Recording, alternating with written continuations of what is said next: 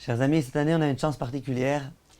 C'est que le plus beau jour de l'année, qui est le jour de Yom Kippour, il se conjugue avec le jour le plus saint de l'année, qui est le jour du Shabbat.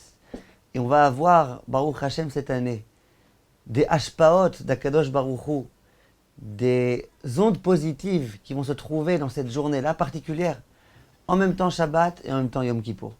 J'aimerais juste, en quelques instants, vous rappeler quelques points importants qui vont concerner particulièrement cette configuration précise. Premier point important, vous savez que le vendredi soir, à l'entrée de Shabbat, on doit faire le Kiddush. En général, on prend une coupe de vin et on récite le Kiddush. Zachor et Yom HaShabbat le Kadsho. Il faut se souvenir du Shabbat à son entrée, il faut le mentionner et donc il faut réciter le Kiddush. Question, cette année, vendredi soir, ça tombe Yom Kippour. Impossible de prendre un verre de vin et de réciter une bracha et de consommer ce verre de vin.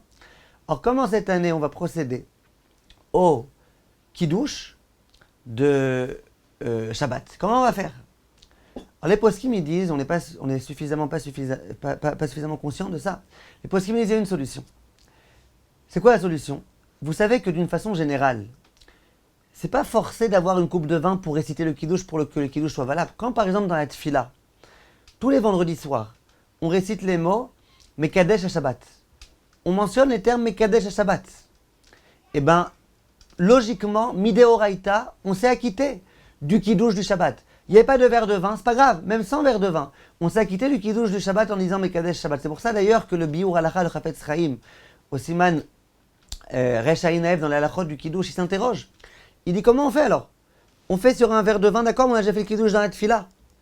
Alors il commence à réfléchir, peut-être qu'il faudrait pendant la Tfila avoir l'intention de ne pas s'acquitter du Kiddush pour qu'ensuite sur le verre de vin on puisse s'acquitter, etc., etc.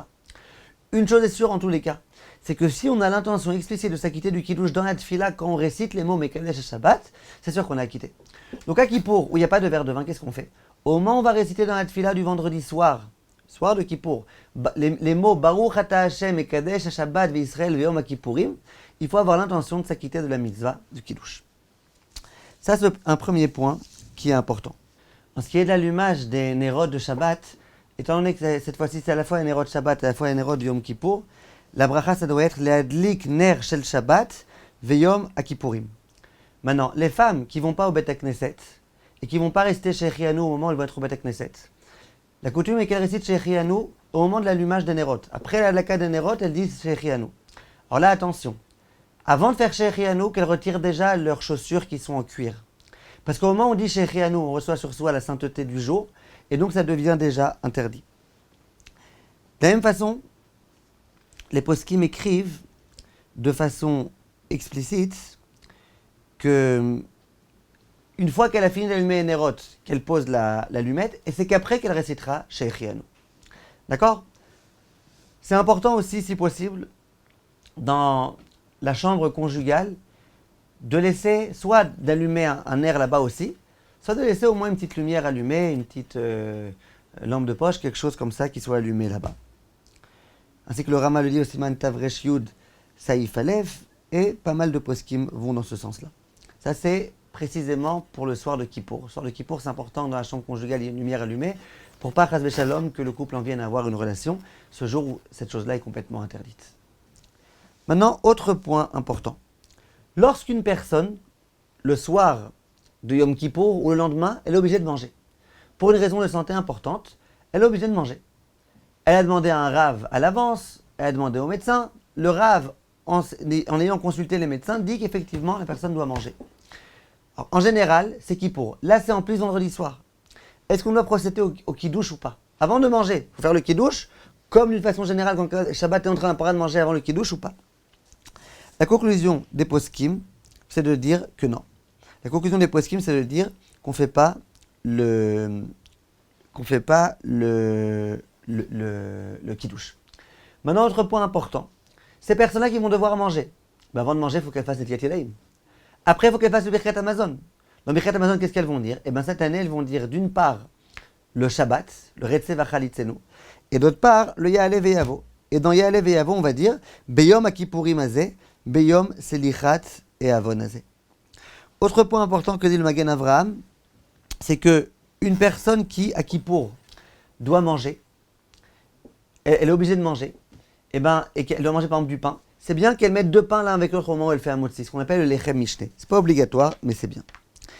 Cette année, on ne va pas dire Mizmor les David, et on ne va pas dire les Chadoli non plus, chose qu'on a l'habitude de dire le Shabbat d'une façon générale. On va dire Vaïchoula Shamaim, et on va dire après la bracha achat me'en sheva, la bracha qu'on dit le vendredi soir.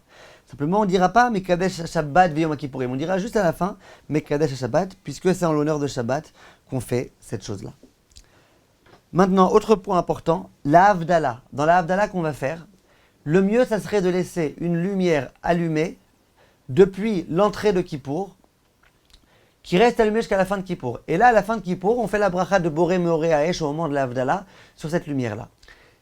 D'une façon générale, si on n'a pas une lumière qui était allumée depuis la veille de Kippour, on ne peut pas faire la bracha de Boré Meoré à Motzei Kippour. Cette année, comme c'est Motzei Kippour et Motzei Shabbat, on peut le faire. On a un cours sur le site qui est réservé à ce point précisément. Si vous voulez, vous pouvez le regarder. De la même façon, d'une façon générale, à Motzei Kippour, on n'amène pas d'herbes odoriférantes. Cette année, comme c'est Motzei Kippour et Motzei Shabbat, on peut amener les herbes odoriférantes. Simplement, la bracha, on l'a fait à la fin de la Havdalah.